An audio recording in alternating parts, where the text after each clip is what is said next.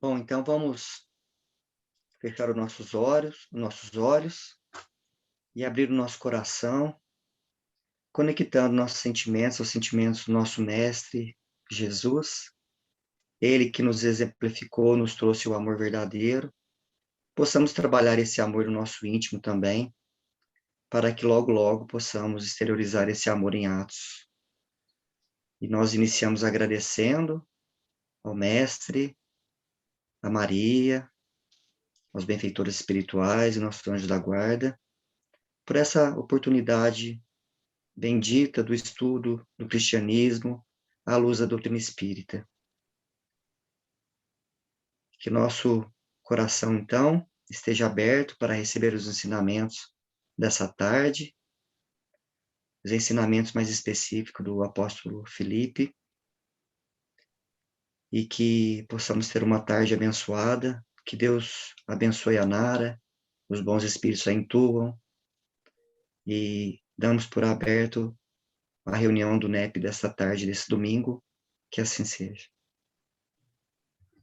Assim seja. Nara, seja bem-vinda, então, obrigado antecipadamente por ter se disponibilizado em passar para a gente o estudo de mais um apóstolo, Eu que e agradeço. as palavras são suas, fique à vontade. Bom, o apóstolo Felipe, agradeço a atenção de todos, a participação, o convite, né? E, assim, eu pesquisei vários livros, eu ouvi alguns também, estudo de outras pessoas, para ter mais dados, né? Então, hoje a gente vai estudar sobre esse apóstolo tão importante e já começamos dizendo que ele é nascido em Betsaida. Ali, toda aquela região da Judéia, a Betsaida é considerada a casa da pesca. Então, ele é de lá, de nascimento, assim como o Pedro e o André também nasceram lá. Ele era filho de pescador e era pescador também, como a maioria dos apóstolos, né? Ele era casado e tinha 4 filhas. Depois ele sai, ainda assim, ainda mais jovem, ele muda para Betsaida, vai morar já casado em Dalmanuta, e lá ele se instala, tem suas filhas, e após a partida de Jesus, é que ele vai morar em Cesareia. Por isso a gente ouve muito falar Cesareia de Filipe, porque é uma menção ao nome dele e a figura dele, né, como apóstolo. O nome Filipe, porque o que eu consegui mais foi relativo a isso. O nome Filipe, ele entra naquela lista de nomes que não era muito comum em Israel. Por quê? Porque na Palestina, no século I, todos os judeus tinham nomes de origem hebraica, né? E o nome dele é de origem helênica, ou helenística, ou grega. Por quê? Na época em que a Grécia dominou aquela região da antiga Macedônia, que é bem ao sul ali da Turquia, tudo, quem dominava aquela região, tanto da Turquia hoje, né? E essa região se chamava Macedônia, e quem dominava eram os gregos. Os gregos tinham poderio sobre aquele povo, que demorou até o ano 400, mais ou menos, antes de Cristo. Então, era comum as pessoas darem nomes helênicos, nomes gregos, aos filhos, porque eram daquela região e a cultura grega foi muito forte ali naquela região. Tanto é que, por exemplo, Paulo, a família de Paulo, que era dessa região ali daquela região, né, de Damasco, tudo, daquela região, o Paulo teve a oportunidade de estudar grego, estudar romano e conhecia a língua, lógico, dos judeus, que era a sua origem, né, a sua natureza. Então, o Filipos, ele teve esse nome, Filipe, ele em grego, então, é um nome de natureza grega. E em grego seria Filipos, que depois, com a latinização, ficou Filipe. A Palestina ficou sob esse domínio, então, foi na época de Alexandre o Grande, né, que era macedônio, então essa cultura grega teve grande força, como eu já disse. E, em função disso, quase todas as regiões da Palestina, a Judéia, ali a Galileia, sobretudo, porque ali era uma região com maior concentração de estrangeiros. Então, ficou fortemente marcada pela cultura grega. Então, o nome, né, que era dado pelos hebreus, em nome, assim, nome de colonizadores, era comum ter um judeu ter nome grego. Muitos judeus tinham esses nomes. Então, Filipos significa, ele é composto, o nome Filipos, que seria em grego, ele é composto de duas palavras. Filos, amigo, amante, né? O que ama ou ama alguma coisa. O que ama algo ou ama alguma coisa. E hipos, cavalos. É aquele que ama cavalos.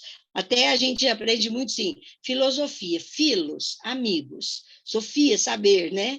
Então, filos é o que ama, e hipos, cavalos. E então isso era uma expressão idiomática que se popularizou na Grécia Antiga. E naquela época, gente, ter cavalos era uma coisa assim, era uma situação de pessoas que tinham grande poder. Ter cavalos, aquele moço que fala lá, como é que fala, miudinho, ele falou assim, que ter cavalos era a mesma coisa uma pessoa ter uma Ferrari ou uma Mercedes hoje, porque era caríssimo, né? E ele fala assim, o que a gente pode extrair disso? Quem eram aqueles que tinham cavalos ou que amavam cavalos na Grécia Antiga? Era a nobreza, era a elite social, eram as pessoas da classe A, como eles falam, né? Então, o nome Filipe era, assim, como que uma busca de colocar um nome aristocrático numa pessoa. Era um nome importante, é um nome ligado, que dizia respeito à nobreza, à aristocracia. Então, um servo, um escravo, um pobre, ele nunca teria cavalo. Para ser proprietário de cavalo, tinha que ser uma pessoa de boa condição. E as pessoas de boa condição pertenciam a um círculo da sociedade já diferenciado, era nobreza, era elite social. Então, os Filipos, quem recebia o nome de Filipos, era gente nobre, e que depois foram sendo copiados, né, no caso dos judeus, que usaram esse mesmo nome. E então, naquela época, inclusive, não usava, na Grécia, a palavra nobreza, usava aristocracia. Até nós vemos, Kardec, ele faz no livro Obras Póstumas, uma menção sobre as aristocracias. Para falar para nós, que eu vou falar daqui a pouco, assim, o que é uma aristocracia, né? Quer dizer, alguém que tem poder, é alguém que ocupava uma posição. E aí Kardec vai falar da aristocracia moral, que ele vai falar lá em Obras Póstumas, né? Então, a aristocracia, gente, naquela época, era o poder e era a autoridade política, porque eles detinham aquela posição e influíam nas pessoas, tinham poder sobre as pessoas, né? Era aquela autoridade política, e era uma situação privilegiada, era um grupo de famílias que possuíam terras, possuíam escravos, e por que possuíam terras, escravos? Eles tinham poder social e político. Então, eles conseguiam ter essa dominação, né? E então, quando se falava num Filipo, falava-se numa elite, falava-se numa classe alta, né? E essa noção de aristocracia, ela é muito típica da idade da Idade Média e da Antiguidade. Então, quando a pessoa era um aristocrata, ele era bem nascido, quer dizer, ele pertencia a uma família que já tinha aquelas coisas, que já tinham esses bens, que já tinha posição, já tinha poder, né? E a pessoa herdava o nome ou a posição social, porque aquilo ia sendo transmitido de pai para filho.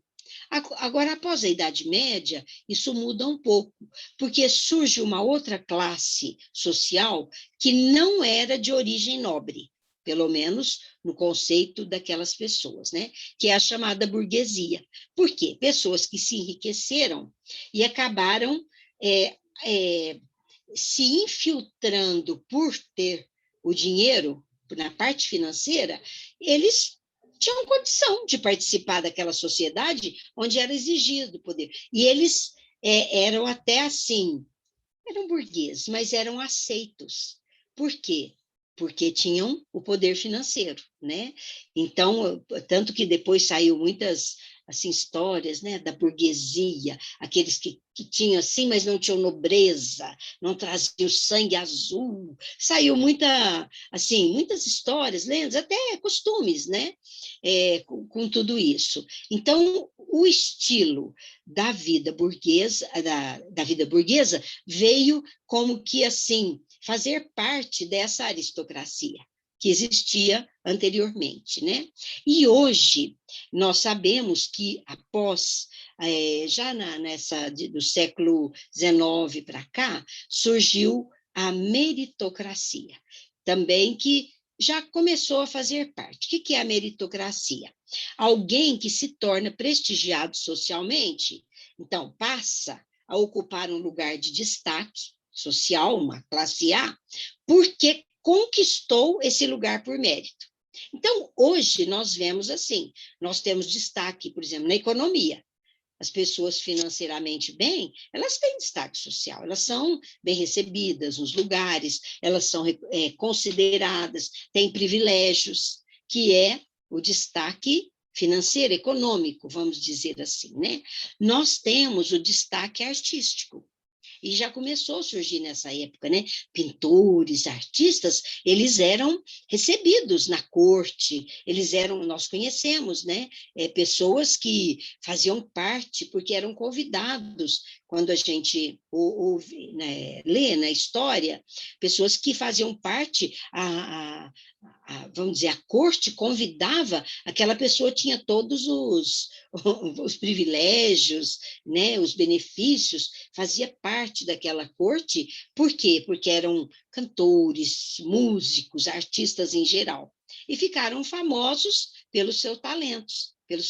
Então, é a meritocracia. Hoje nós temos no esporte, na ciência, né? São pessoas que se destacam, que mostram os seus talentos e são colocados em destaques. Então, essa chamada meritocracia está sendo, essa ordem meritocrata vem durando até hoje, né? E hoje nós vivemos numa meritocracia, porque a nossa elite social é formada por pessoas que se destacaram em algum campo social, às vezes, mesmo sem merecimento, vamos dizer assim, né?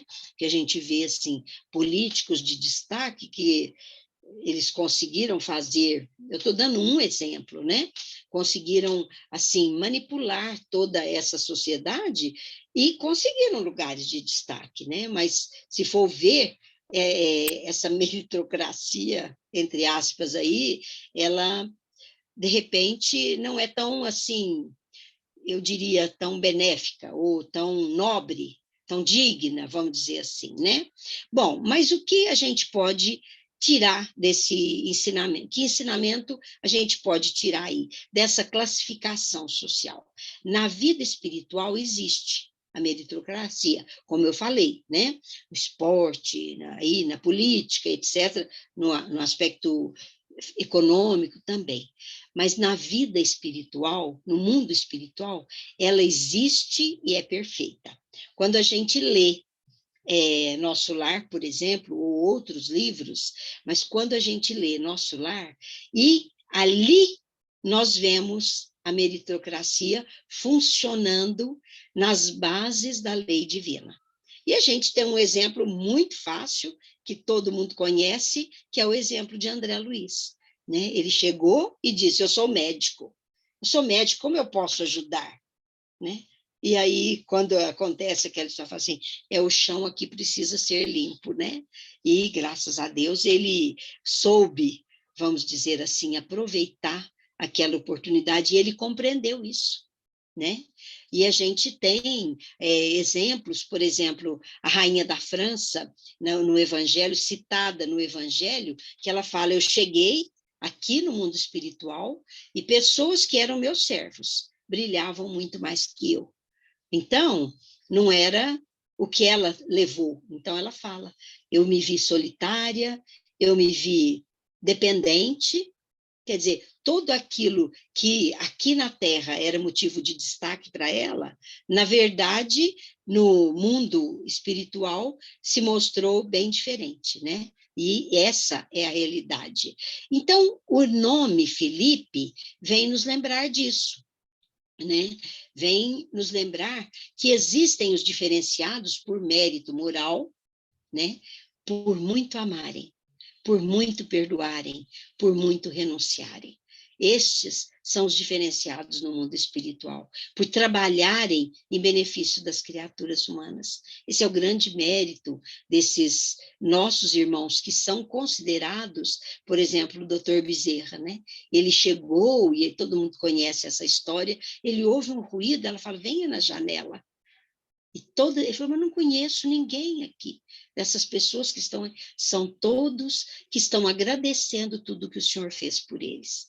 Então, é a diferença da verdadeira meritocracia, que é a espiritual, a que é regida pelas leis divinas, pela lei da excelsa bondade do Pai para nós, né? Então, é uma corte que a pessoa conquista por esforço próprio.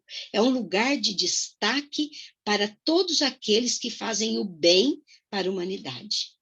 E os parâmetros, os critérios, os padrões do mundo espiritual não são os do mundo material. Nós temos Jesus nos ensinando na parábola de Rico e Lázaro, não é? Ele se esbanjava, comia, e o outro comia os restos. Quando ele chega lá, no mundo espiritual, ele fala, deixa eu ir contar. Né? Ele se encontrava em sofrimento, o rico, e Lázaro se encontrava numa atitude de felicidade, né? De uma posição superior. Então, o que eu encontrei foram esses dados, mas eu tenho aqui 4 mensagens que eu trouxe, que são grandes ensinamentos para nós, quanto a,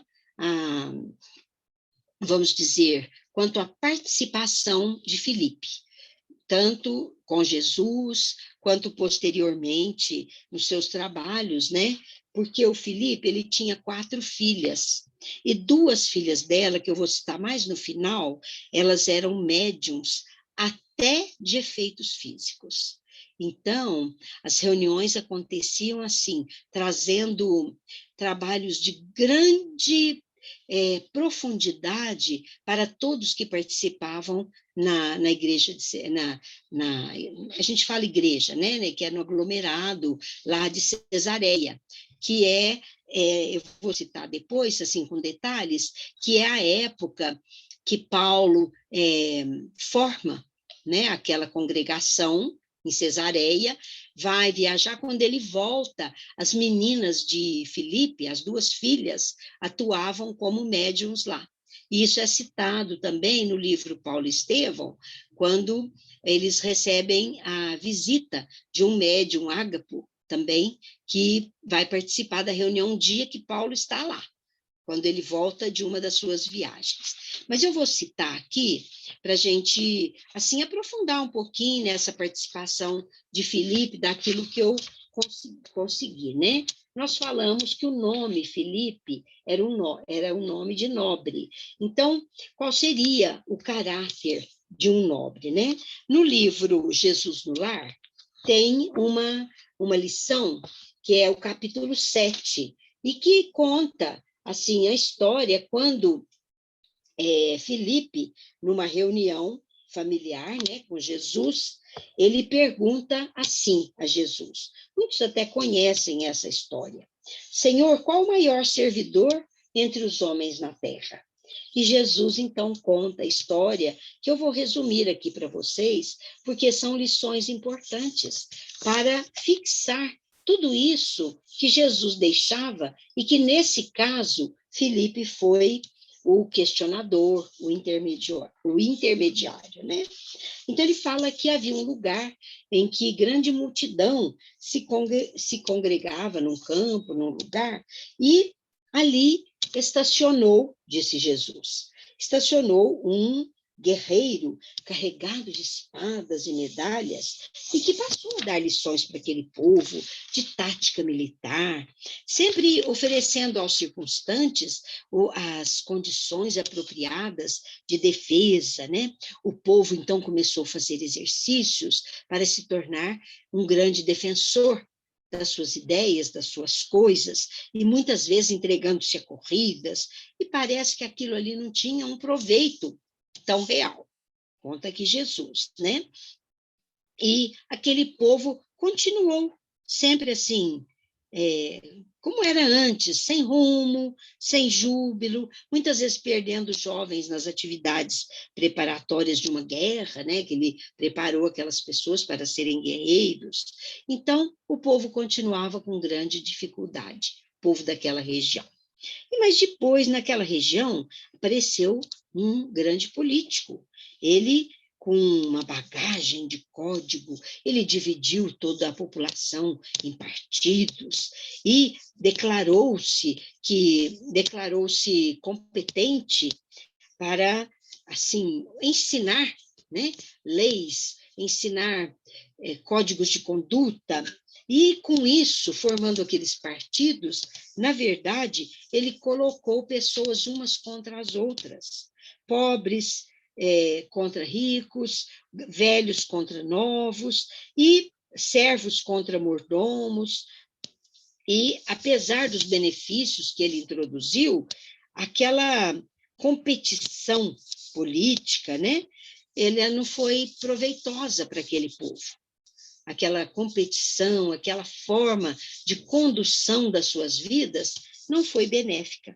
E aí o político desistiu, foi embora, deixando ali muitas situações de discórdia, muitas situações de desengano entre os seus colaboradores. Depois, surgiu para aquela região, entre aquele povo, um filósofo. O filósofo trouxe volumosos alfarrábios, ofereceu escolas de crenças, com variadas escolas de crença, e que se propagou, as pessoas começaram a ler e tudo mais. Aquela multidão, diante de tantos ensinos, começou a duvidar de tudo, começou até a esquecer da própria existência, se enveredando por conceitos filosóficos profundos, e parece que não, aquela filosofia não trazia vantagens de bem-estar, nem vantagens que destacasse as pessoas para algo útil, porque havia um estímulo ao pensamento, mas as perturbações sempre se faziam presentes. E aqueles cérebros, às vezes, menos aptos a aproveitar esses momentos de elevação, acabaram se perdendo em indagações, em locubrações menos felizes, menos dignas para as suas vidas. E ele foi embora, então. Aí apareceu um sacerdote, Jesus narrando essa história. E ele veio munido de roupagens, de símbolos, de regras de adoração ao Pai, e suplicou proteção divina, e todos, mesmo seguindo aquilo, parece que não alterou com aqueles estímulos exteriores que ele, aprendeu a dobrar os joelhos, a lavar-se, mas parece que aquilo lá ficou só no exterior. Então, parece que aquela região continuava sem diretrizes, para o trabalho, para o ânimo consciente, para o valor e para a alegria. Então, infelizmente, a doença, a ignorância, a necessidade eram ainda fantasmas para toda a gente. Mas certo dia, apareceu ali um homem muito simples. Não trazia armas, nem escrituras, nem discussões, nem imagens, mas pelo sorriso espontâneo, ele conquistava os corações. Ele não pregava doutrinas, a doutrina dele era render culto ao Todo-Poderoso, culto a Deus. E falou que o culto a Deus seria, vamos dizer assim, conquistado por cada um quando as pessoas aproveitassem com o esforço, com o trabalho e com o bem todas as suas horas, né? Suas horas de trabalho e tudo. Então, ele começou a ensinar a usar a madeira no trabalho digno. Ele começou os diálogos fraternos entre as pessoas. Sentava-se sob as árvores e ali ele ensinava aqueles que estavam dispostos a aprender sobre o bem, sobre o trabalho, sobre as necessidades primordiais da fraternidade. Então, ao redor dele, muito breve, começaram a surgir a saúde, a paz, a fraternidade, as bênçãos do serviço e a prosperidade, e, sobretudo, o contentamento de viver. Então, com o espírito de trabalho e de educação, ele conseguiu ele viu que a política ajudava, a defesa era boa, a filosofia era preciosa e o sacerdócio era útil, porque todas as ações no campo do bem agora estavam incutidas na mente daquelas pessoas. Ele trabalhou assim. Então, quando Cristo cala-se, quando Jesus para, Filipe olha para ele e ele pergunta: Filipe, você entendeu a lição? Qual é o maior no reino do céu? Qual é o maior servidor? Aí ele fala assim: há muitos, Jesus afirma para Filipe, há muitos trabalhadores no mundo que merecem a bênção do céu. Todos têm valor, não estamos desvalorizando esses outros. Mas aquele que proporciona o bem no coração das criaturas, que proporciona ao corpo e à mente o bem, é aquele que educa o Espírito Eterno, ensinando e servindo esse paira acima de todos. Então, nessa lição, é como a gente questionasse, né? Foi quando Filipe pergunta qual o caráter de um nobre. O nobre, conforme também nós falamos no início, né? Que é a meritocracia moral, que é essa condição de destaque que o mundo espiritual nos ensina. Então, nessa lição, vem nos falar isso. Esse é o caráter do nobre. Esse nobre que vai se destacar realmente para a eternidade, para além dessa vida, e mais do que nessa vida material, né? A outra citação que eu encontrei do Filipe está contida no livro livro Luz Acima, no capítulo 34. E ele afirma assim, que para ser discípulo de Jesus, os apóstolos, eles precisavam pertencer a essa classe. Então, ele tinha um nome de nobre, mas todos os apóstolos de Jesus eram nobres, porque eram espíritos preparados para esse mistério, preparados para essa condição. Era a nobreza celeste, a elite de Deus, né? E nesse livro, ele conta como se esculpe o caráter de um nobre, né? Quem quer ser nobre tem que pisar com cuidado. Olha o que diz essa lição, né? O Filipe, que era profeta, perdão, Filipe, que era apóstolo de Jesus, às vezes ele, assim, questionava questionava Jesus sobre as suas dúvidas. Então ele pensava assim: gente, a boa nova é realmente maravilhosa, mas ela é um monte divino que a gente não consegue chegar lá em cima. nós ainda imperfeitos, nós mortais, vamos dizer assim, como ele dizia, assim, ainda ligados à existência material, é muito difícil. Jesus é com certeza o embaixador do céu, ele diz, mas as suas lições são, assim, difíceis demais, transcendentes demais, ele diz aqui, né? Como enfrentar as dificuldades para resolvê-las? Nós que temos imensa dificuldade em segui-lo. Ele pensou, nós, apóstolos, que temos imensos obstáculos para ser fiéis e ser puros com Jesus, né? Então, isso para o povão, ele queria dizer, é quase, vamos dizer assim, é quase impossível, né? Isso é muito longínquo para aquele povo. Se as dificuldades dessa jornada eram propósitos deles e era muito difícil, como seria para, assim, pessoas frágeis, como o povo, pessoas muitas vezes ignorantes? A gente sabe que naquela época poucos tinham estudo, poucos tinham condição, né, de estudar. Então, um dia ele fala isso para Jesus, que não teria que deixar assim, falar alguma coisa simples e deixar para os tempos futuros, esses ensinamentos mais profundos. Aí ele fala assim, Filipe, Jesus responde nessa lição, né? Filipe, nós temos que oferecer padrões para a revelação dos cimos, quer dizer, nós temos que oferecer o melhor, o mais alto, a mais alta condição de beleza, de ensinamento, de proposição para os viajores, ele diz. Se nós não descerrarmos a beleza dos píncaros, ele diz assim, né?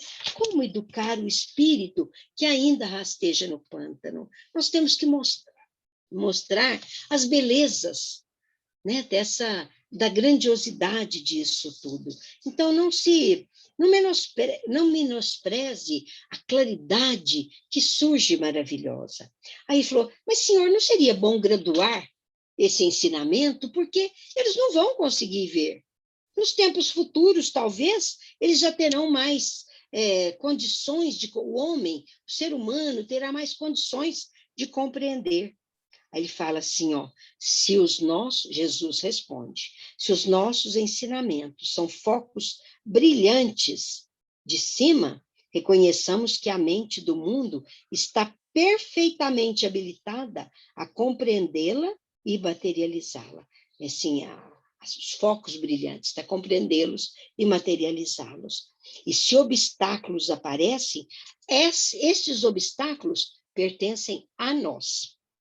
Aí ele convida, interessante, né? Ele fala assim, não maldigas a luz, mas procure libertar-se de todo impedimento que faça você chegar a essa luz. Aí ele silenciava o Filipe, mas ficava com aquelas coisas na cabeça, né? Aí um dia Jesus o convida. É tão interessante, ele chama os outros e chama Filipe, porque eles queriam alcançar os cimos do irmão, porque ele fala assim que de lá eles poderiam, da baixa atitude, eles não podiam admirar, deslumbrar com o esplendor que mostrava aquela cordilheira. Então ele convida Filipe a subir. E aí os dois vão subindo e vendo que a cordilheira era assim, todo o caminho, ele era carregado de percalços. As pedrinhas entravam na sandália do Filipe, ele parava, sentava, tirava aqueles pedriscos e continuava seguindo. E o mestre seguia até lá aos cimos, né? Aí, ali a paisagem no caminho era ressequida e nua. E aquelas pedrinhas pontiagudas incomodavam, e Jesus, sempre paciente, esperava o discípulo curar o dedo, né, onde a pedrinha tinha entrado, aquele fala os seixos, né, e o Filipe repetia esta situação várias vezes na caminhada para a subida. Quando eles chegam e alcançam as eminências da serra, são banhados de sol, e aquela visão prodigiosa da natureza em torno, Jesus mostra e explica a Filipe brandamente. Como reconheces, Filipe? Não foi a claridade do alto que nos dificultou a marcha, ao contrário, ela nos estimulou a ver essa beleza, a ver todas essas coisas maravilhosas que estamos podendo usufruir. O dia, o que nos impediu foram as pequenas pedrinhas do caminho, foram as coisas pequeninas do mundo que às vezes nos impedem a caminhada. Se nós não nos dispusermos a tirar a sandália, tirar as pedrinhas da sandália protetora, nós não vamos chegar a essa luz. Olha que bonita a lição. Então ele diz assim, a dificuldade da ascensão, dessa subida, não está nos problemas a dificuldade está nos problemas insignificantes da vida que nos impede a subir. Nós ficamos muito presos, meu pé está doendo, tem uma pedrinha no meu sapato. O que são estas pedrinhas, né? Na caminhada humana, são as questões mais ínfimas, aquelas conduzidas pela imprudência, e aquelas que nós damos muito valor e que às vezes nós precisamos ver a luz acima para podermos chegar com maior habilidade e não ficar presos a ele fala, essas venenosas pedrinhas que cortam nossos pés e muitas vezes nos ameaçam a estabilidade espiritual. Eu achei tão linda essa lição. Ele fala assim, entendes agora, Filipe, a importância das bagatelas em nosso esforço diário? Quer dizer, nós não podemos dar grande valor a essas dificuldades que nos prendem ainda, impedem ainda a caminhada. Vamos pensar, né, na grandiosidade, na luz, no brilho, na beleza que o cume daquela ascensão, daquela subida, daquela caminhada vai nos levar. Então, essa história nos mostra, assim, que qual é o caminho que temos para conquistar a nobreza celeste, para sermos a elite de Deus. Quer dizer, não podemos ficar presos às lições, vamos dizer, aos desafios, muitas vezes pequenos, e que nós damos grande valor, impedindo-nos de alcançar a grandiosidade dessa conquista, que é a perfeição, que é a luz, né? A luz perene para o espírito, que é a emancipação do espírito para a sabedoria e para o amor. Então, nessa lição, eu tirei esse ensinamento, que é uma citação que aconteceu com o espírito Filipe, né? E tem mais dois ainda, mas eu já vou, ainda tem um tempinho, né? Nós temos aqui, eu vou citar para vocês. Aí ele fala assim, quem é o maior servidor na Terra, né? Que ele já tinha dado aquele exemplo, que é a meritocracia espiritual, naquela primeira lição que eu falei. E nesse aqui também, é no livro Boa Nova, a lição número 10, que chama-se o perdão. Mas é tão bonito, gente. Ele fala assim, qual é a fórmula para se alcançar a nobreza espiritual, né? O autor vem nos questionar sobre isso. E uma das coisas que temos que nos lembrar, como afirma Kardec no Livro dos Espíritos, é o conhece-te a ti mesmo. Nós nos conhecermos. Essa fórmula nos permite fazer uma reflexão interior de nós mesmos, reconhecendo com seriedade o que somos, o que precisamos modificar, o que é importante ainda na nossa vida, quais os valores que estamos desenvolvendo no íntimo dos nossos corações, né? Nas nossas capacidades individuais. Então, ele conta aqui, né, que quando logo nas primeiras peregrinações do Cristo, ele ali em torno do lago, né? Então ele estava na região de Nazaré, ali na região da Galileia, porque ele começa ali alguns ensinamentos antes de descer para Jerusalém. Então foram as primeiras pregações, e ali estavam todos os discípulos, né? E ali eles conseguiam muitos triunfos, né? Muito aprendizado, as multidões se aglomeravam em torno de Jesus. Mas aquelas atividades começaram a despertar a reação dos judeus rigoristas, aqueles judeus ortodoxos que viam em Jesus um perigoso revolucionário. Então, os senhores da terra começaram, conforme narra o Humberto de Campos, eles começavam a ver uma nova forma de pensar dos seus escravos, os senhores da terra, né? Os mais egoístas achavam que Jesus era um conspirador vulgar, outros presumiam que ele era um feiticeiro incomum, e outros achavam que ele era um revolucionário querendo se levantar contra o Herodes Antipas. Então, foi assim que aquele tempo em Nazaré redundou numa excursão de grandes dificuldades, porque inicialmente estava tudo bonito, de repente começaram a surgir estes questionamentos, né? Então, grande parte dos acontecimentos se tornaram amargos. Algumas situações se tornaram assim, parece que estava confundindo e até ferindo o coração daqueles discípulos, né?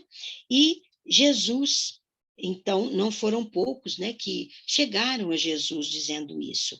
Então, Jesus sentiu de perto a delicadeza da situação, dos inimigos gratuitos de sua doutrina, e assim ele se primava mais nos ensinamentos. Então, no entanto, não aconteceu o mesmo com os discípulos. E Filipe e Simão Pedro, os dois que nessa ocasião ficavam muito juntos, né?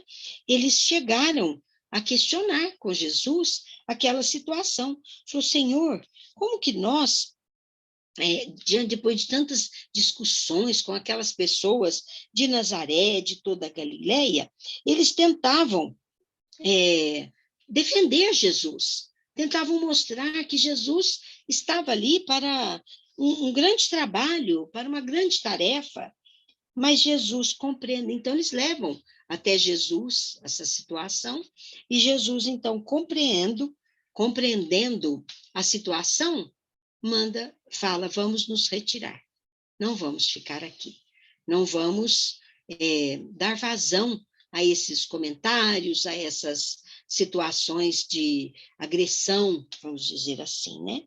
E afastou-se da cidade, muito tranquilo, com um sorriso tranquilo, né? Então, a maioria dos apóstolos não conformava, continuava em discussão. Aí, daí, alguns dias, os discípulos, né? Filipe e Pedro novamente chegam em Jesus. Aí falou, Senhor, chamaram o Senhor de servo do Satanás. E Pedro fala assim, naquela ingenuidade. Aí o Filipe fala assim, nós, Senhor, nós defendemos, nós respondemos à altura, revidamos aos ataques com a maior força das nossas expressões. Então, apesar do calor daquelas afirmativas e do calor amoroso daqueles discípulos, Jesus então fala assim, acaso nós podemos colher uvas em espinheiros? Eu quero ensinar para vocês que a maior réplica é sempre o nosso próprio trabalho no esforço útil que nos seja possível. Ele fala assim, de que adiantaria nós nos igualarmos em acusações desonrosas, em zombarias? Nós seríamos como eles. Então, de nada adianta. Por isso, eu me retirei. Ele fala, mas senhor, não seria assim, uma forma de defender a verdade, já que, assim, a sua palavra é a verdade, a sua pregação é a verdade? Aí ele fala assim, Filipe, não será vaidade? Não será vaidade termos a ilusão que as pessoas tenham um elevado conceito sobre nós? Não, não importa o que os outros pensam de nós. Na vida, muitos que serviram a tarefa do Senhor, eles não foram apreciados. Sabe, Felipe, o que um emissário de Deus deve fazer ao seu tempo? Ele deve obter a aprovação legítima da própria consciência, sempre com lealdade a Deus. Quer dizer, não importa o que os outros pensam de nós, importa o que nós pensamos de nós mesmos, o que nós somos. Por isso é importante que nos conheçamos, que conheçamos a nós mesmos, né? Então, em toda circunstância, convém que se diga o necessário e o imprescindível e que não se perca tempo. E aí Filipe fala assim, Senhor, enquanto os outros estavam falando, eu até concordei, mas e quando os nossos entraram nessa? Essa forma de Jesus oferecer os seus ensinos não é certa.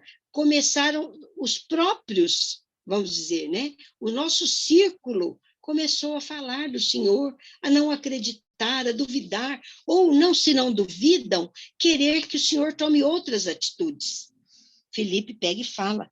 Ele fala assim, uns me chamam de brigão e desordeiro, mas como entender os seus ensinamentos, como não assim discordar disso no nosso próprio círculo, com os irmãos que fazem parte desse círculo íntimo de todos nós, porque ele via acontecer situações entre os próprios apóstolos.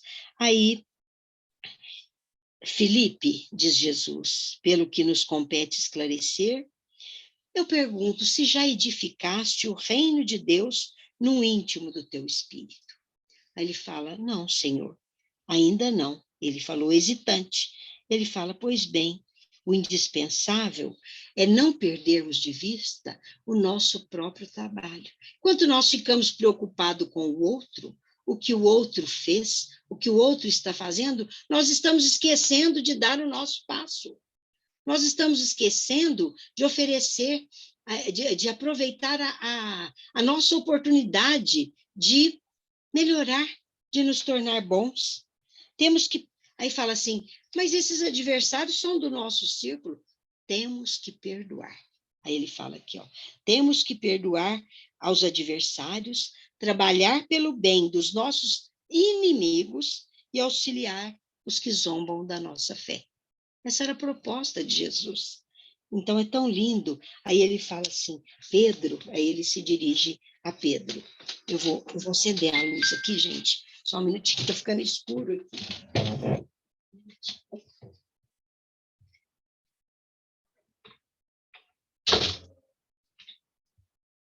Aí ele fala assim, Pedro, o perdão não exclui a necessidade de vigilância.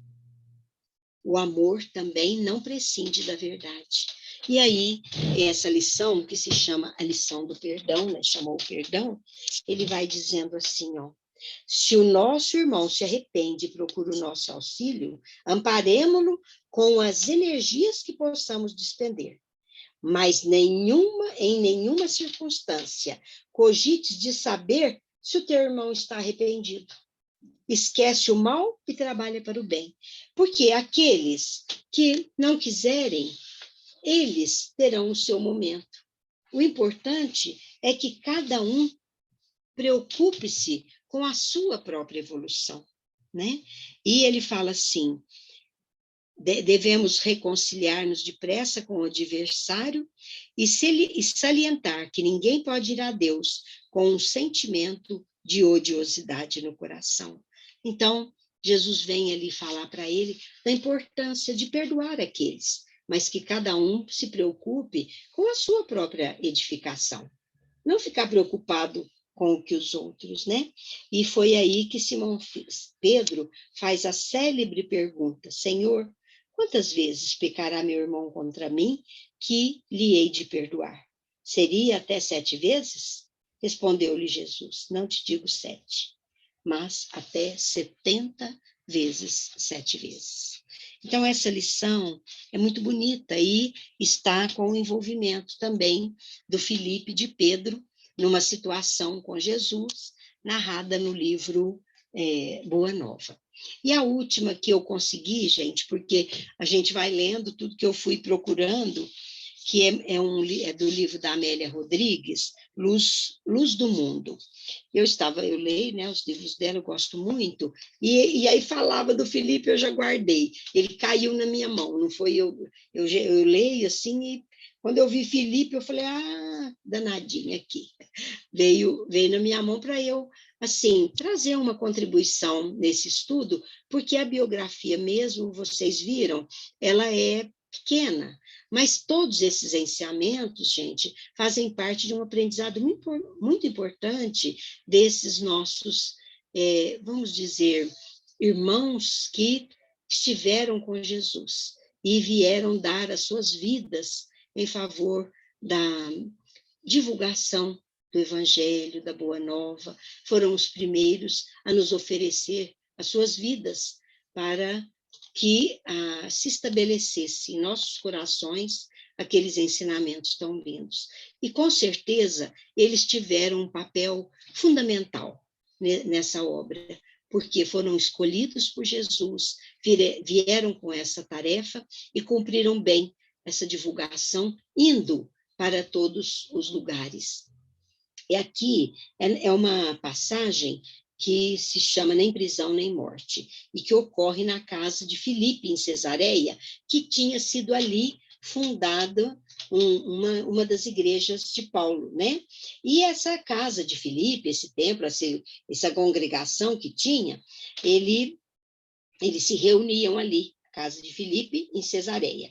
E aquele excelente ancião, devotado a Jesus, era genitor de 4 virgens, cujas vidas de renúncia e abnegação facultavam-lhes manter a pureza das admiráveis fortunas da mediunidade dignificada a benefício dos neófitos do evangelho nascente. Então, Amélia Rodrigues vem nos dizer que elas eram dedicadas com a tarefa da mediunidade e que nesses agrupamentos aconteciam até materializações na hora das orações, das pregações naquele lugar, né? E diz Amélia Rodrigues que pelos seus lábios insistentemente falavam as preciosas lições de esperança, fortalecendo os espíritos para as lutas valorosas do bem pela dedicação total. Então, esse fato ocorre que quando elas estão ali e chega Paulo, né? Quando, depois de Jesus já ter partido, bem depois, né? Eles continuaram se reunindo ali, ou melhor, deixa eu falar certinho aqui, né? Depois de haver partido o mestre, né? Parece que aquela ausência tinha deixado os corações muito tristes, mas com a divulgação do trabalho de Paulo, com a formação dessas congregações em vários lugares, foi reacendido o espírito de divulgação e de entendimento, de estudo das lições de Jesus para as comunidades. E em Cesareia aconteceu assim, né? Então, se não tinham mais o concurso direto, o conforto direto de Jesus, era preciso manter vivo o elan da resistência e segurança aos corações receosos, tímidos que surgiam. E como isso acontecia? Como acontecia? As vozes incessantes do intercâmbio em seu nome. Então, a mediunidade daquelas meninas, se não fosse isso, não teria alargado na terra a mensagem consoladora de Jesus, porque eram muito rudes os golpes da criminalidade, as consequências afrontosas, as contínuas perseguições. Mas a tradição do evangelho não morreu, né?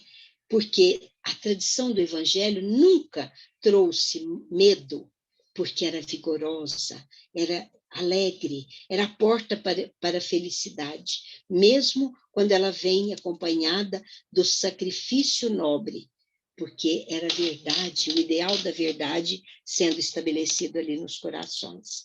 Então, por que isso?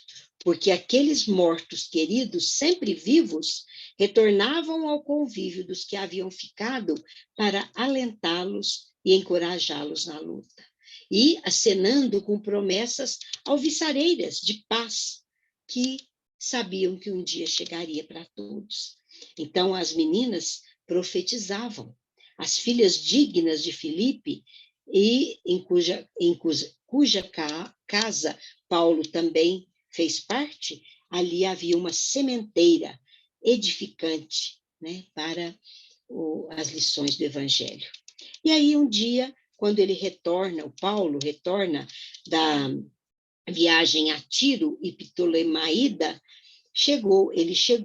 ele voltava e chegou da Judéia um amigo deles, que se chamava Ágabo, e ele tinha uma mediunidade rutilante, que era conhecida por Paulo.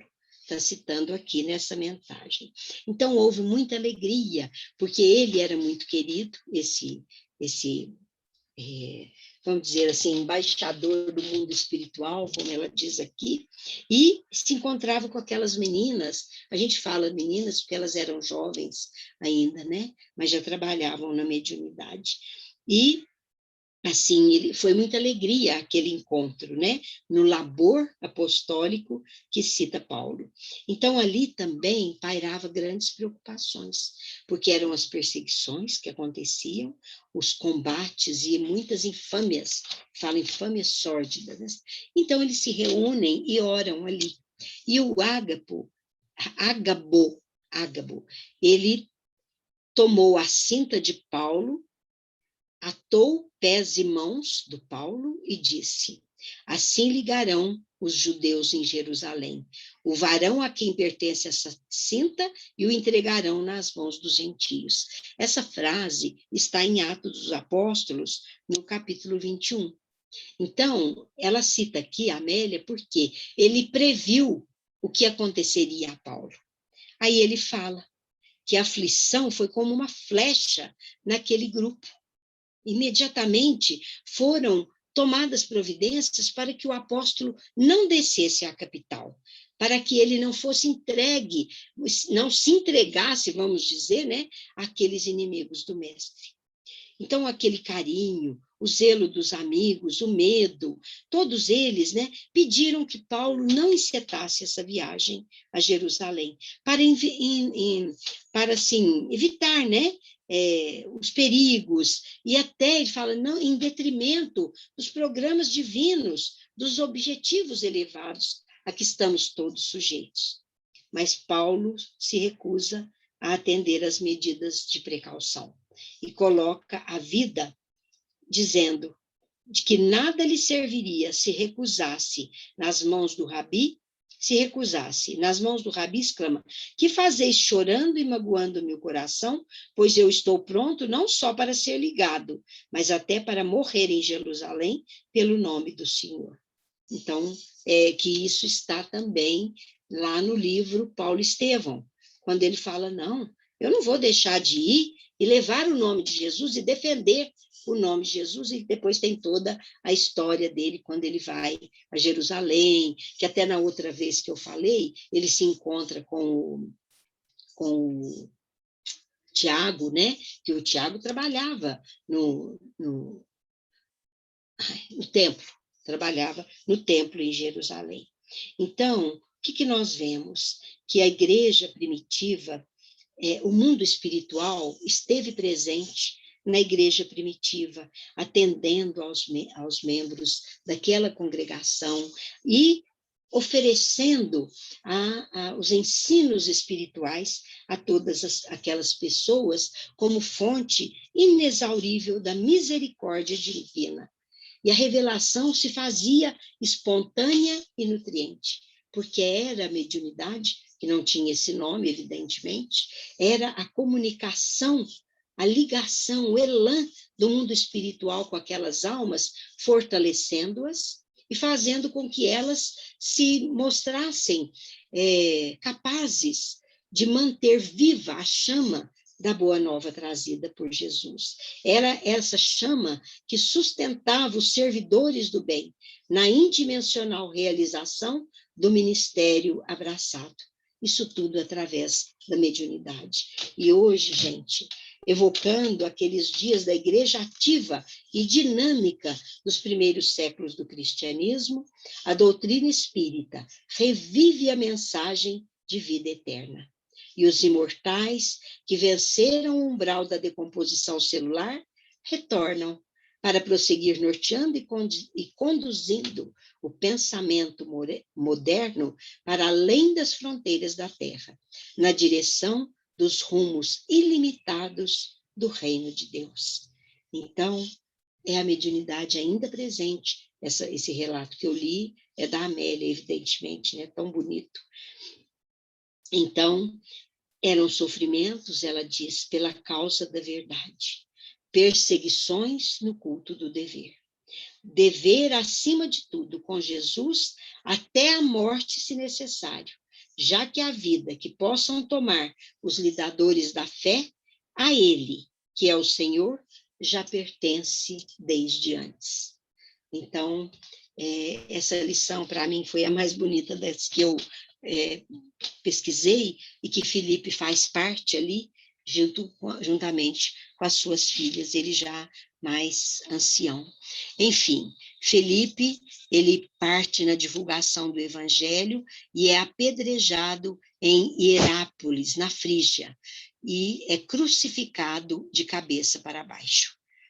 Na verdade, a Frígia, ela fica ali um pouco à direita de onde hoje é a Grécia, né? Naquele lugar por ali. Mas chama Hierápolis, na Frígia.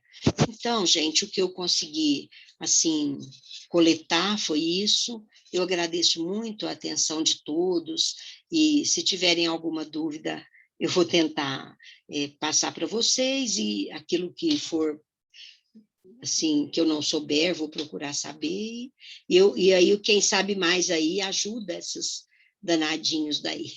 Muito agradecida. Nara, brigadão, parabéns, viu?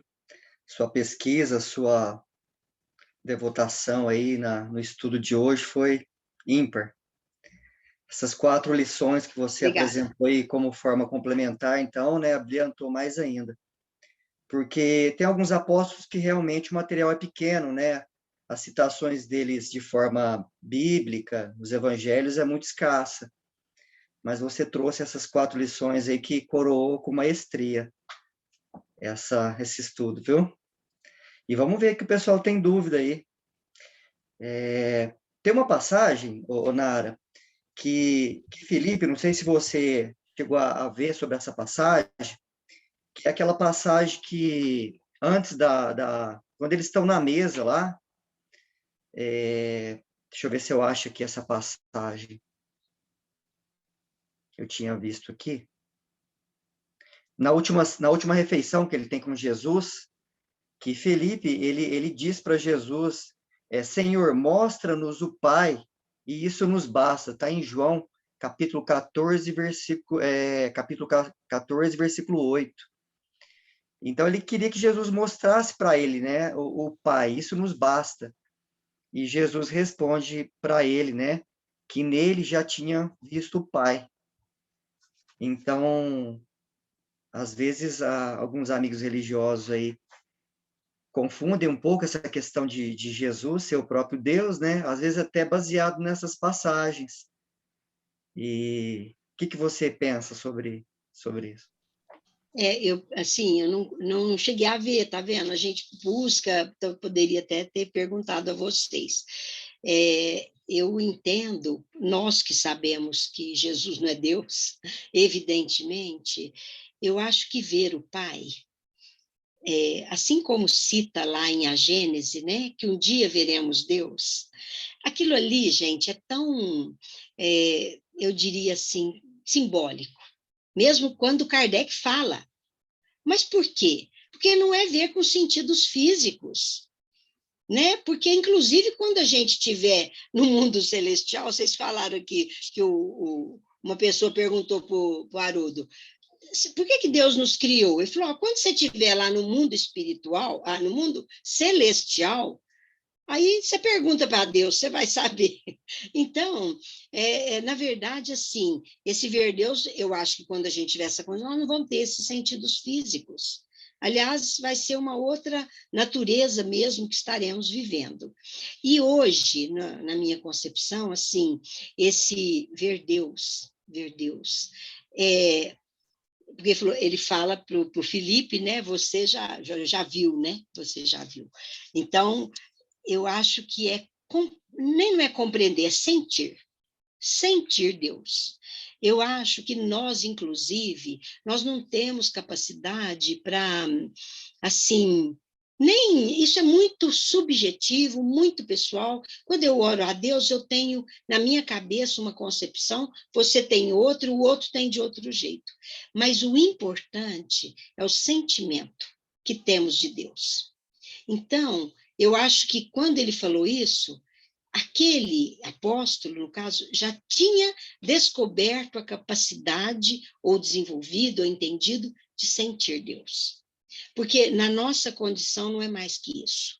Sentir Deus é algo assim, pessoal, devido à nossa evolução, que isso vai mudar, né? Eu acho que essa concepção nossa vai ser modificada com o tempo, com a nossa melhoria, e, sobretudo, é uma coisa assim, que nem tem como explicar. Se eu fosse explicar em palavras como que eu sinto Deus, eu não sei se eu tenho palavras, porque para mim ele tem um significado muito pessoal, muito particular e muito íntimo, né? Eu acho que foi isso que Jesus quis dizer a ele, no sentido que ele já era capaz de sentir Deus, ou que é esse compreender, esse ver, né? Sei lá. Eu acho que é isso, mas aí vamos ver aí o que o pessoal acha aí. Beleza, Nara. Ótimo. Ramon, você está com a mão levantada? Fica à vontade. Então, nossa, Nara, que estudo mais lindo, muito lindo mesmo. E eu achei tão bacana na hora que você começou a explicar sobre mérito, assim, e depois a gente vê um dos textos aí, faz uma conexão bem bacana com isso, né? E eu fiquei pensando na hora que falou desse mérito verdadeiro, eu fiquei pensando nessa questão do sentimento que você falou. Porque quando a gente ouve pessoas que têm esse sentimento falar, elas têm uma capacidade de tocar o coração da gente muito diferente, né? Parece que a gente já está cansado de ouvir só o racional, não é? Só o conteúdo literário que a gente tenha pesquisado, né? É quando você chega alguém que consegue mobilizar esses sentimentos, aquilo mexe com a gente, né? Dá um prazer diferente. Até às vezes eu fico pensando nisso, eu pego uma live do Divaldo, tem um negócio diferente nas lives dele, né? Porque ele tem isso daí, né? 94 anos de estrada, de sacrifício, renúncia, de prova, né? Tem uma carga, tem uma autoridade moral, né? Não sei se você sente a mesma coisa, eu gosto muito. E hoje também, eu não sei o que o pessoal pode falar, mas eu estou sentindo em você também, Nara, essa mesma, essa, essa energia, assim, gostosa, tá tocando o coração da gente. Não sei se é Estou pelo que você... buscando, viu, Ramon? Não, eu não sei se é pelo que você viveu nas últimas semanas, mas não sei, assim, foi tão gostoso te ouvir hoje, de verdade, né? E um conteúdo tão lindo desse. Então, eu acho que esse que é o verdadeiro mérito, né? A gente se perde muito, né? Muita. A gente busca coisa demais, a gente deseja coisa demais, e a gente se perde da verdadeira conquista, né? E essa verdadeira conquista é a capacidade de amar. A gente sabe que a gente não tem tanto ela ainda, A gente ainda é bem grosseiro, a gente é muito bom para sentir raiva dos outros, né? Para amar, a gente ainda dá uma boa tropeçada. Mas quando a gente consegue, é bonito, hein? É bonito demais. A gente cria um acolhimento diferente, né? Para as pessoas ao nosso redor, para nossa família, para quem trabalha com a gente, né? Acho que esse é o grande desafio nosso da vida hoje.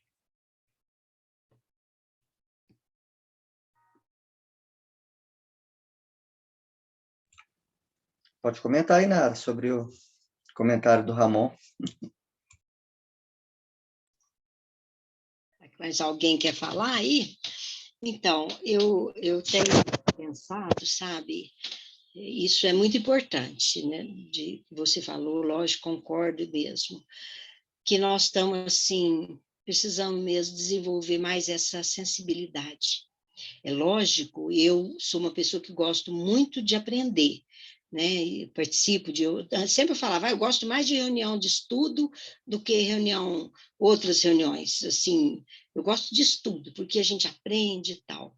Mas esse aprendizado ele tem que ser coroado e seguido pela vivência, vamos dizer, das situações, né? Mas olha que interessante, ele estava falando aí, e me veio até o pessoal aí, sabe? Que quinta-feira teve aquela live sobre educação lá no Luz de Amor. Então, gente, eu tenho 70 anos. Então, eu vejo, né, minhas filhas, meus netos, assim, com as dificuldades que todo mundo tem, e a gente sabe que surge, e a gente parece que quer resolver, né? Que a gente, não, então vamos fazer isso tal. Eu estou aprendendo que nós não podemos fazer nada pelo outro, gente. Primeiro, porque nós somos impotentes. Assim, no sentido de modificar o outro, é isso que eu estou querendo dizer. Porque auxiliar, aconselhar, a gente deve até, sobretudo quando é pedido, e dar o apoio, acolher, tudo isso, não é nada contra isso. Mas, quando você fala para uma pessoa, ai, fulano, então que bom, né? Você faz assim, tal, e a pessoa não faz nada daquilo. Então, eu estou aprendendo, sobretudo, né, os nossos descendentes aí. Então, eu estou aprendendo assim, que eu não preciso aprender a lição dele. Então, a gente sofre, mas a lição dele é dele. Quando eu entro na frente e tomo aquela lição para mim, então aconteceu uma coisa, né, vamos supor, e para poupar daquela situação, não, mas gente, como é que foi? A gente entra na frente, pega a lição para a gente tenta resolver. Eu acho que é isso, né?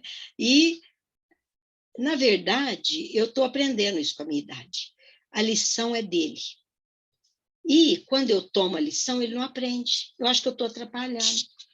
E como eu já estou mais velhinha, é isso que eu estava querendo dizer, eu estou aprendendo a ficar mais quieta. Entendeu?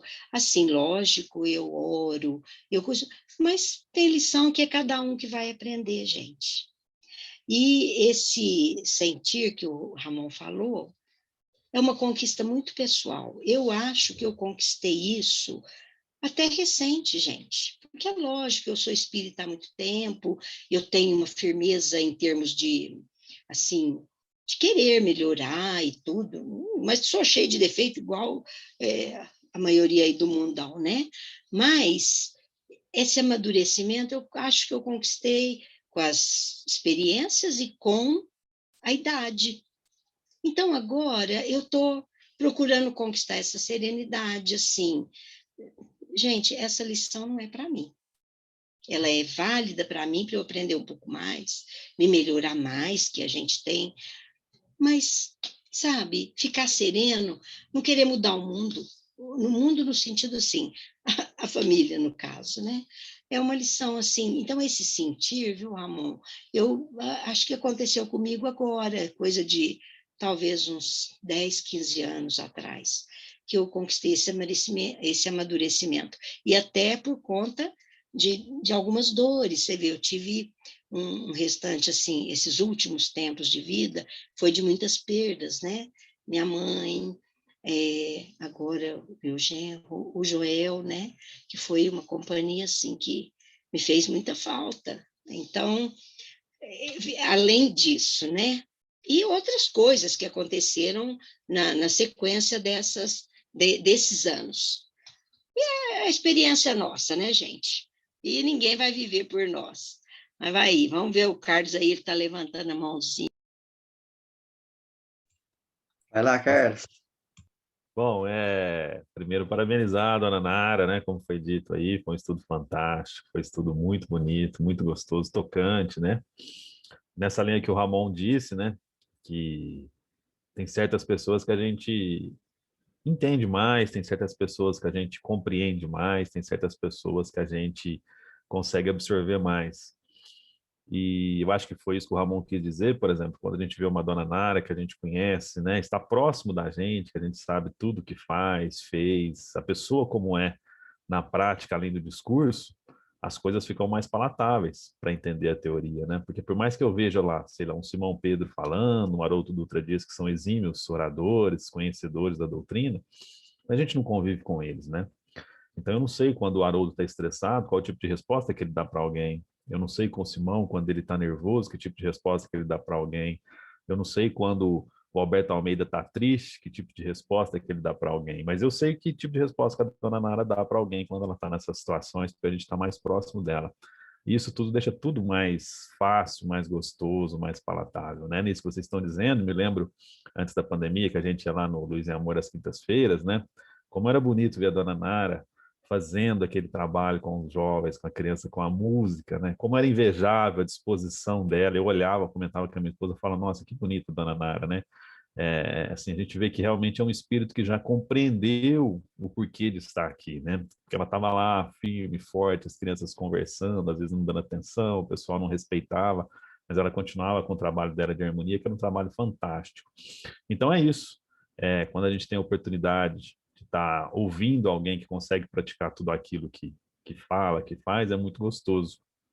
Nesse sentido que a senhora está falando, dona Nara, de não viver a lição do outro, de não querer evoluir pelo outro, esse é o nosso grande desafio, né? Porque eu sempre comento, né, que o meu sonho, né, eu sempre faço aquela pergunta lá no Roda Viva, se o, se o gênio da lâmpada aparecesse, fizesse um pedido só, se alguém fizesse essa pergunta para mim, eu diria que o gênio me fizesse com que os meus cabelos brancos que eu não tenho fosse diretamente proporcional à minha capacidade de compreender as coisas como elas são. Que meus cabelos brancos fossem sinônimos de sabedoria.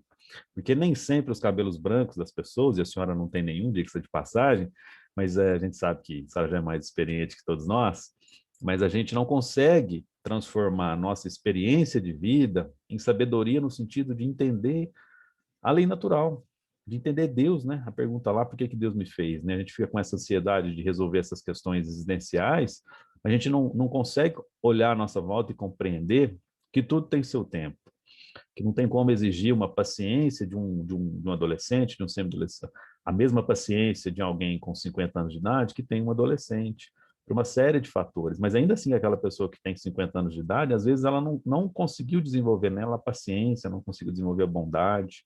E eu, enquanto ser em evolução e ser fadado à evolução, né, que isso é um dos grandes primados da doutrina espírita, se existe algo que Deus negociou conosco, foi uma condição inegociável no sentido de que nós seremos perfeitos. Nós estaremos lá nos mundos celestes. Estaremos mais próximos de Deus. Não talvez não entendendo Deus, porque a gente sabe que Deus não tem essa capacidade antropomórfica de nós imaginarmos alguém e enxergar, mas sentir, conseguir definir, está mais claro para nós. Hoje nós não temos condições, não temos palavras, não temos nem sentimento para poder corresponder o que representa Deus. Mas nós estaremos lá mais próximos e para passar para a próxima, né, para passar para o próximo mundo, para um dia chegar mais lá, nós temos que viver aqui. E aí viver diante dos nossos irmãos que têm os cabelos brancos, mas ainda não têm sabedoria. Os nossos irmãos que ainda têm os cabelos pretos e também não têm sabedoria, não têm paciência, não têm humildade, não têm caridade. Mas a problemática que Deus exige de nós, né, ou a lição que Deus exige de nós, não é o que o outro faz ou deixa de fazer, mas somos todos nós.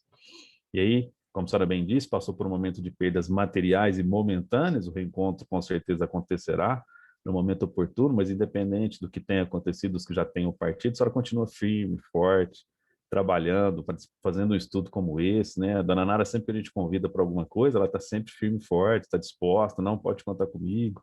Infelizmente, nem todo mundo é assim, né? Eu que estou tendo essa oportunidade, tenho que entrar em contato com muitas pessoas para a gente poder fazer lá o projeto, o programa, etc. Ah, não dá, pode ser, não, estou meio ocupado, não, eu tenho dificuldade com isso. Totalmente compreensível, mas tem outros que já buscam, né, e querem, participam, e essa é a grande lição que fica para mim. Sempre que alguém me convidar, me estimular, enfim, requerer a nossa participação nesse caminho, que é o caminho que nos leva a entender melhor as leis de Deus, entender Jesus através da doutrina espírita, a gente nunca pode dizer não. A gente, claro que tem situações, a gente tem que saber fazer o nosso máximo, e é isso que a dona Nara faz, é isso que a Marleninha faz, que eu sempre faço questão de dizer, isso é que o Tom Essada faz, e tantos outros trabalhadores da doutrina espírita de Franca que estão mais próximos da gente, e tantos outros aí. Brasil, citado agora há pouco, o Haroldo pelo Ramon, o Divaldo pelo Ramon, né, 94 anos. E essa é a lição que fica para todos nós, para a gente conseguir, se Deus quiser, um dia chegar mais próximo de Deus. É isso que eu queria registrar aqui, agradecendo mais uma vez pela oportunidade. Já não fala que não, viu, Carlos? Porque quando eu vou na reunião, assino por extenso, eu não faço abreviatura. Eu falo, ó, que eu tiver lá, vai lá ver, gente, eu fiz, viu? Tem alguma coisinha. Eu estava lá. Estava lá, gente, nessas reuniões aqui, ó. Vocês vêem meu nome ali para me ajudar. Que bom. A Meire também parece que levantou a mão, dá tempo ainda de fazer uma pergunta. Meire, fica à vontade. Oi, Hernani. Estou aqui falando para a Cloer que eu fui mexer aqui, levantei a mão, mas eu vou assim, só aproveitar a oportunidade para agradecer muito a Nara pelo estudo de hoje, que assim, nos dá assim, uma esperança tão grande, né, em tudo que a gente tem que realizar ainda na vida. Aquela lição que ela disse sobre Jesus, né, que foi subir no monte com o Felipe, mostrando a ele o que são os percalços do dia a dia, o que realmente faz com que a nossa marcha fique mais difícil, que são as pequenas coisas, né? Jesus, um mestre que ensinava mesmo ali na prática o que seus discípulos precisavam, e essa lição vem para todos nós. Agradecer muito a oportunidade de estar aqui com vocês, e muito obrigada mesmo, Nara, por tudo mesmo. Foi uma tarde, uma noite maravilhosa, de muito aprendizado. É isso que eu ia falar.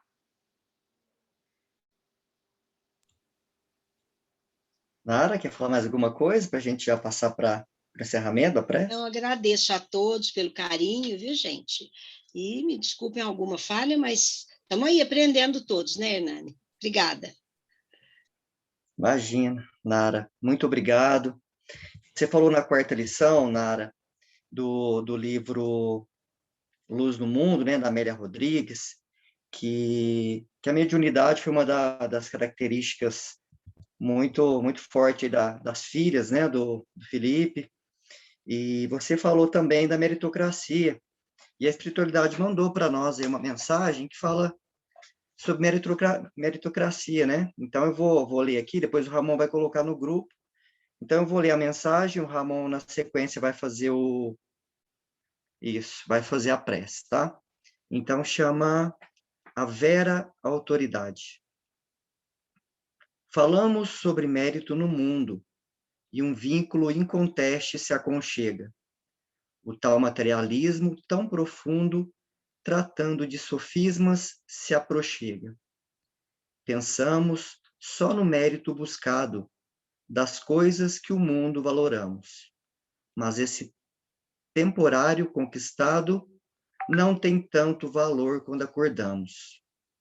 O mérito é real quando a centelha faz brilho diferente da sortelha, em luz que não será mais apagada. A vera autoridade não se pede, pois vemos que Deus ela procede, e não será por votos sufragada. Muito lindo. Obrigado, Ramon.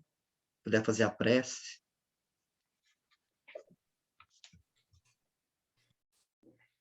Vamos agradecer, Jesus, por esse momento. O que seria de nós, Senhor, sem oportunidades como essa, da gente refazer as nossas conexões? Como ainda nos conectamos com a maldade, com as energias negativas, com tanta facilidade. E como somos sedentos, Senhor, desse amor, dessa verdade, que nos traz a verdadeira felicidade. Muito obrigado, Jesus, por esses momentos que nós vivenciamos, por termos a Dona Nara aqui com a gente, por cada um deste grupo, que essa egrégora de amizade nos cria essa possibilidade de aprendizado, de troca, de afeto, de carinho. Fortalece-nos, Senhor, para que a gente permaneça assim. Que a gente reconheça internamente o quanto precisamos buscar essas reuniões de grupo, porque o Senhor disse que onde 2 ou mais se reúnem em teu nome, lá estaria. Para que nós te alcancemos, Senhor. Porque nós precisamos de Ti cada vez mais. Eu abençoe o lar de cada um. Cada um em suas dificuldades possa ser consolado, amparado, inspirado. Aqueles que estiverem enfermos possam receber pelo menos um alívio, Jesus. Aqueles irmãos desencarnados que certamente acompanham a nossa reunião também possam ser beneficiados por esses eflúvios de amor. E abençoe, Jesus, a nossa semana. Nos ajude para a gente lembrar de manter essa chama, essa serenidade acesa por todos os dias. Abençoe também nossos amigos que não puderam vir à reunião hoje, que eles também recebam o nosso carinho. E esteja conosco hoje e sempre, que assim seja.